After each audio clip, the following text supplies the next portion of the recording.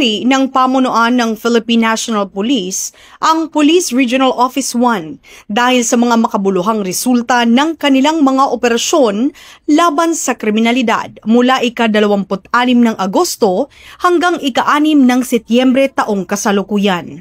Sa loob lamang ng halos 2 linggo, nakapagsagawa ang Police Regional Office 1 ng serye ng operasyon na nagresulta sa malaking bilang ng mga naaresto at nakumpiskang iligal na droga at armas.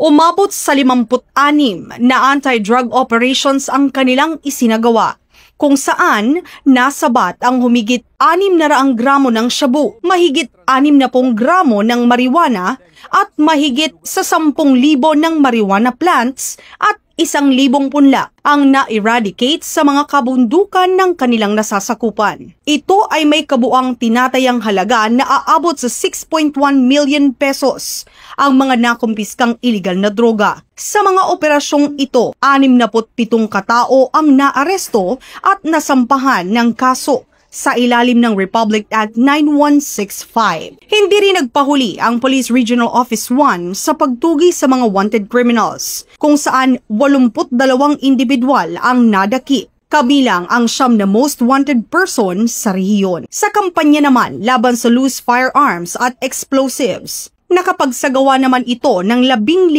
na mga operasyon at nagresulta sa pagkadakip ng 12 na mga suspects, pagkakakumpiska ng 13 na mga baril at pagbawi ng 36 unexploded ordnance na posibleng magdulot ng panganib sa mga komunidad. Ayon kay Acting PNP Chief, Police Lieutenant General Jose Melencio C. Nartates Jr., ang mga tagumpay na ito ay nagpapakita ng dedikasyon ng Police Regional Office 1 sa pagbibigay ng ligtas at mapayapang pamayanan. Hinimok din niya ang iba pang unit ng PNP sa buong bansa na tularan ang ipinakitang sipag, integridad at malasakit ng Police Regional Office 1 upang matiyak ang seguridad ng bawat Pilipino.